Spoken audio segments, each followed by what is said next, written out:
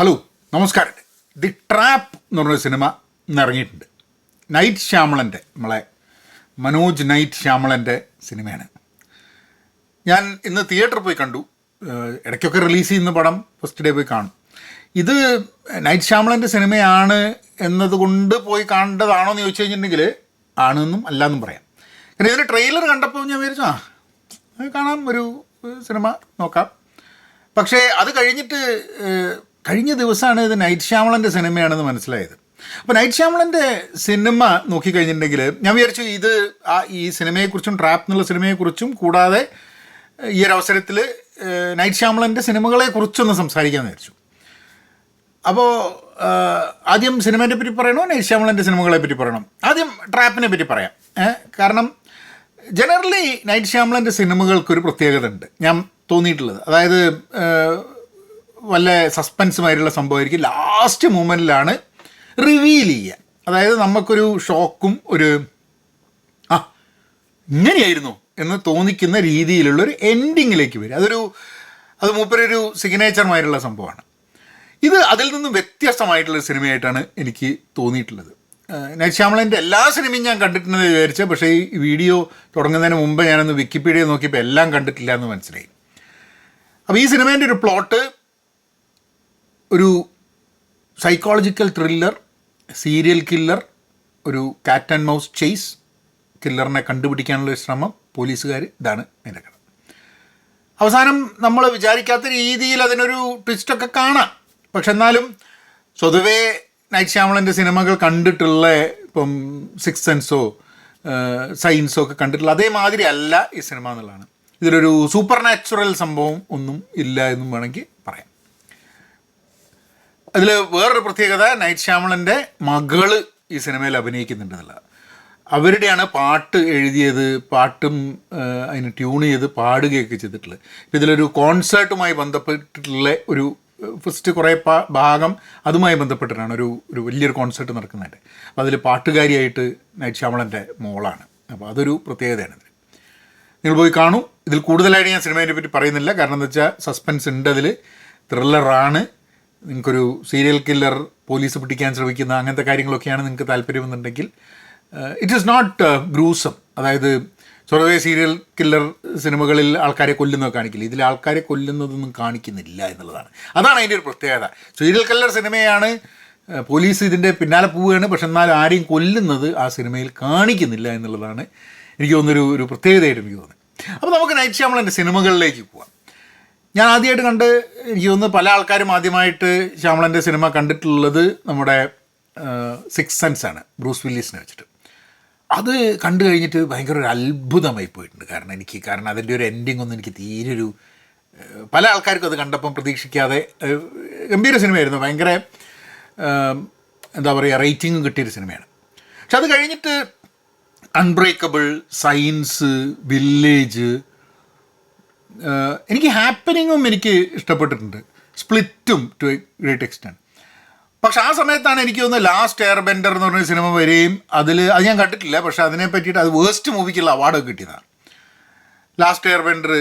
പിന്നെ ഞാൻ റീസെൻ്റ്ലി കണ്ടൊരു സിനിമ നോക്ക് അറ്റ് ദ ക്യാബിൻ എന്ന് പറഞ്ഞ സിനിമ ഞാൻ നൈറ്റ് ശ്യാമളൻ്റെ കണ്ടു. എനിക്ക് തീരെ ഇഷ്ടപ്പെട്ടില്ല സിനിമ. എന്തോ ആ സിനിമ ഒരു ആകെ എന്തപ്പോൾ ഇങ്ങനെയൊക്കെ ഒരു സിനിമ എടുക്കേണ്ട ആവശ്യമുണ്ട്, എന്തോ അതിൽ അണ്ടർലൈങ് ആയിട്ടുള്ള വല്ല അർത്ഥങ്ങളുണ്ടോ എന്നൊന്നും എനിക്ക് അറിഞ്ഞൂടെ. നമുക്ക് ചില സിനിമകൾ ഭയങ്കര ക്രിപ്റ്റിക് ആയി കഴിഞ്ഞിട്ടുണ്ടെങ്കിൽ മനസ്സിലാക്കാനുള്ള ബുദ്ധിമുട്ട് കാരണം ഇതുണ്ട്. പക്ഷെ ബാക്കി സിനിമകളൊക്കെ ഇപ്പം ഞാൻ നോക്കുമ്പോൾ ഗ്ലാസ് എന്ന് പറഞ്ഞ സിനിമ വന്നിട്ടുണ്ടായിരുന്നു, ഇയാളുടെ അൺബ്രേക്കബിളിലെ ക്യാരക്ടറും ഒക്കെ വെച്ചിട്ട്. I think there is A glass എന്ന് പറഞ്ഞ സിനിമ വന്നിട്ടുണ്ടെന്നാണ്, ഞാൻ കണ്ടിട്ടില്ല, അതിനും വലിയ റേറ്റിംഗ് ഒന്നും ഇല്ല എന്നുള്ളതാണ്. ആൻഡ് ദെൻ ദർ വാസ്, ഞാനിങ്ങനെ നോക്കിക്കൊണ്ടിരിക്കുന്ന സമയത്ത് അതെ ഗ്ലാസ് കണ്ടില്ല. ഓൾഡ് എന്ന് പറഞ്ഞ സിനിമ. ഓൾഡ് ആക്ച്വലി അതിലെ ആക്ടർ ഗംഭീര ഒരു ആക്ടറാണ്, ഒരു സ്പാനിഷ് ആക്ടറാണ്, സൗത്ത് അമേരിക്കൻ ആക്ടറാണ്. നമ്മുടെ എന്തായാലും പേരെന്ന് എനിക്ക് ഓർമ്മയില്ല. മോട്ടോർ സൈക്കിൾ ഡയറീസിലൊക്കെ ചെഗ്വേരയായിട്ട് അഭിനയിച്ച കൃഷിയാണ്.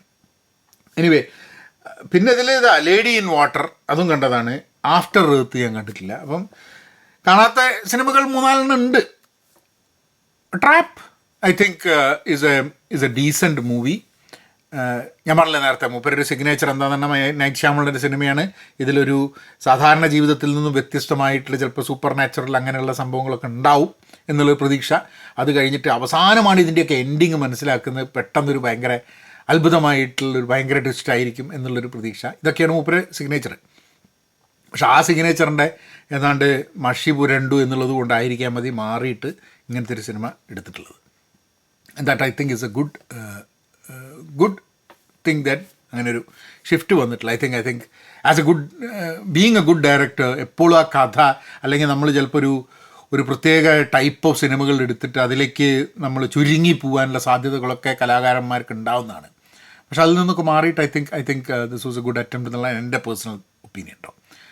അപ്പോൾ ഞാൻ വിചാരിച്ചു ഇത്രയും കാലം വിക്കിപീഡിയയിലൊക്കെ നോക്കുമ്പോഴാണ് മൂപ്പരുടെ സിനിമകൾക്കൊക്കെ എത്ര പൈസ ചിലവായിട്ടുണ്ട്, എത്ര ഡോളർ ചിലവായിട്ടുണ്ട് ഉണ്ടാക്കാൻ ബഡ്ജറ്റ്, എത്ര ബോക്സ് ഓഫീസിൽ ഉണ്ടാക്കിയിട്ടുണ്ടെന്നുള്ളത് ഭയങ്കര രസമായിട്ടൊരു കണക്ക് ഞാൻ കണ്ടു. $723 മില്യൺ ഈ സിനിമകൾക്കൊക്കെ ആയിട്ട് ബഡ്ജറ്റ് ഉണ്ടായിട്ടുള്ളത്. അത് അത്രയും പൈസ ചിലവായിട്ടുണ്ട് നൈറ്റ് ഷ്യാമളൻ്റെ സിനിമകളൊക്കെ എടുക്കാൻ വേണ്ടിയിട്ട്. അതിൻ്റെ ബോക്സ് ഓഫീസ് 3 ബില്യണാണ്. 3 ഇരട്ടിൻ്റെ മുകളിൽ ഇയാളുടെ സിനിമകൾ മൊത്തം സിനിമകൾ നോക്കുകയാണെങ്കിൽ ചിലവായതിനെക്കാട്ടും 3 ഇരട്ടിയുടെ മുകളിൽ അതിൻ്റെ മുകളിൽ വരുമാനം അല്ലെങ്കിൽ വരവ് ഉണ്ടായിട്ടുണ്ടെന്നുള്ളത്, വിച്ച് ഇസ് ആക്ച്വലി ഒരു നല്ലൊരു സംഭവമാണ്. ഇത്രയും കാലത്തെ ഒരു കരിയർ നോക്കുന്ന സമയത്ത് ഇതാണ്. നമുക്ക് ആ സിക്സ് സെൻസിൻ്റെ തന്നെ ഒന്ന് നോക്കി നോക്കാം. ഞാൻ സിക്സ്ത് സെൻസിൻ്റെ $40 മില്യൺ ചിലപ്പോൾ അതിൽ ബ്രൂസ് വില്ലിസ് ആയിരിക്കും ചിലപ്പോൾ ഏറ്റവും കൂടുതൽ പൈസ നമുക്ക് അറിയണ്ട. $40 മില്യൺ ചിലവാക്കിയിട്ട് സിക്സ് സെൻസ് 673 മില്യൺ. അതൊരു ഗംഭീര സംഭവമാണ്. അതാണ് നോക്കുന്നത്. സിക്സ് സെൻസ് 40 മില്യൺ ചിലവാക്കി 673 മില്യൺ കിട്ടി. അതായത് മൂപ്പരുടെ മൊത്തം കണക്കിൻ്റെ 1/3 1/4 ആ സിനിമയിൽ തന്നെ കിട്ടിയെന്നുള്ളത്. പിന്നെ 75 മില്യൺ അൺബ്രേക്കബിൾ 75 മില്യൺ ചിലവാക്കിയിട്ട് 248 മില്യൺ എടുത്തു. അതേമാതിരി തന്നെ സയൻസ് 72 മില്യൺ ചിലവാക്കിയിട്ട് 408 മില്യൺ ഉണ്ടാക്കി. അപ്പോൾ അതൊക്കെ എനിക്ക് തോന്നുന്നത് ഇപ്പോൾ ബ്രൂസ് വില്ലിസ്, പിന്നെ സാമുവൽ ജാക്സൺ, നമ്മുടെ മെൽ ഗിബ്സൺ ഇവരൊക്കെയാണ് അഭിനയിക്കുന്ന ഈ സിനിമകളിൽ. അപ്പം സ്വാഭാവികമായിട്ടും അതിൻ്റെ ഒരു കോസ്റ്റ്, ഒരു എക്സ്ട്രാ കോസ്റ്റ് ഉണ്ടാവാൻ സാധ്യതയുണ്ട്. പിന്നെ വില്ലേജിൽ 60 മില്യണിൽ 273 മില്യൺ. ലേഡി ഇൻ വാട്ടർ എന്നൊരു സിനിമ 70 മില്യൺ 73 മില്യൺ ഉണ്ടാക്കില്ല. 3 മില്യൺ കഷ്ടയും മുഷ്ടയൊക്കെ കൂടിയാണ് പോയിട്ടുണ്ട്. ഹാപ്പനിങ്ങിലും അതിന് റിവ്യൂ ഒക്കെ വളരെ കുറവ്, 18% റോട്ടൺ ടൊമാറ്റോസിൽ. പക്ഷേ ഹാപ്പനിങ്ങും 48 മില്യണിന് ചിലവാക്കിയിട്ട് ഏതാണ്ട് 163 മില്യൺ ഉണ്ടാക്കിയിട്ടുണ്ടെന്നാണ് പറയുന്നത്, which is very very interesting. നഷ്ടമായത് വല്ലതും ഉണ്ടോ നോക്കട്ടെ. ഇത് വിസിറ്റ് എന്ന് പറഞ്ഞൊരു സിനിമ ഉണ്ട്, ഞാൻ കണ്ടിട്ടില്ല, പക്ഷെ അത് കാണുന്നത്. അത് 5 മില്യൺ ആണ് ചിലവാക്കിയത്, പക്ഷെ 98 മില്യൺ ബോക്സ് ഓഫീസിലുണ്ടായിട്ടുണ്ട്. എല്ലാ സിനിമയും മൂപ്പർക്ക് ലാഭം ഉണ്ടായിട്ടുണ്ട്. എനിക്ക് തോന്നുന്നത് ഈ നോക്ക് അറ്റ് ദ ക്യാബിൻ എന്ന് പറഞ്ഞ സംഭവമാണ് 20 മില്യൺ ചിലവാക്കിയിട്ട് 54 million. So every movie has in one way or the other increased his സാധനം. അതിൽ ലാസ്റ്റ് എയർ ബെൻഡറാണ് ഏറ്റവും തല്ലിപ്പൊളി സിനിമ ആൾക്കാർ കണക്കാക്കുന്നത്. അതും കാരണം എന്താ വെച്ചാൽ $150 മില്യൺ ചിലവാക്കിയിട്ടുണ്ട് ആ സിനിമയെ ലാസ്റ്റ് എയർ ബെൻഡർ എടുക്കാൻ. അത് 319 മില്യൺ അത് ഉണ്ടാക്കിയിട്ടുണ്ട്. അപ്പം മൊത്തമായിട്ട് നോക്കുകയാണെങ്കിൽ ഞങ്ങൾ കഴിഞ്ഞ ദിവസം ഇങ്ങനെ വിചാരിച്ചു ഇയാളുടെ സിനിമകളൊക്കെ കുറേ ഇതായിട്ടുണ്ടല്ലോ, നല്ല സിനിമ ഉണ്ടായിരുന്നു. അപ്പോൾ ഇയാളൊരു നഷ്ടക്കച്ചവടമാണോ ഇയാളുടെ സിനിമകൾ എന്നുള്ളത് ഞാൻ അങ്ങനെ ആലോചിച്ചിട്ടുണ്ട്. പിന്നെ മലയാളിയാകുന്നതുകൊണ്ട് സ്വാഭാവികമായിട്ടും എന്താണ് മൂപ്പരെന്ന് വിജയിക്കണം എന്നൊക്കെയുള്ളൊരു ഉള്ളിൻ്റെ ആഗ്രഹം നമ്മളുടെ മനസ്സിലുണ്ട്. അപ്പം അങ്ങനെ നോക്കുന്ന സമയത്ത് ഇത് കണ്ടപ്പോഴാണ് ഇറ്റ്സ് ഗുഡ് അല്ലേ. ഇത്രയും കാലത്തെ 1998 തൊട്ടിട്ടുള്ള വൈഡ് അവേക്കാണ് മൂപ്പരെ ഫസ്റ്റ് സിനിമ ഇതിൽ കാണുന്നത്, praying with anchor and then down. അപ്പോൾ ഇത്രയും വർഷത്തിൽ ഐ തിങ്ക് 30 വർഷത്തിൻ്റെ ഉള്ളിൽ 30-31 വർഷത്തിൻ്റെ ഉള്ളിൽ 3 ബില്യൺ ചിലവാക്കിയിട്ട് 3 ബില്യൻ്റെ മുകളിൽ ഉണ്ടാക്കുക എന്ന് പറഞ്ഞാൽ ഗുഡ് ഗോയിങ് നൈറ്റ് ഷ്യാമളൻ. എന്തായാലും ട്രാപ്പ് ആണ്. I think I felt happy. Trap കണ്ടു, അത് കഴിഞ്ഞിട്ട് നൈറ്റ് ഷ്യാമളന് വേണ്ടിയിട്ടുള്ളൊരു എപ്പിസോഡ് നമ്മൾ ചെയ്തു എന്നുള്ളതിൻ്റെ. ചാനൽ സബ്സ്ക്രൈബ് ചെയ്തിട്ടില്ലെങ്കിൽ സബ്സ്ക്രൈബ് ചെയ്യുക. ഇനിയും കാണുന്ന സിനിമകളെപ്പറ്റി നിങ്ങളുമായിട്ട് പങ്കുവയ്ക്കാം. എന്നാ പിന്നെ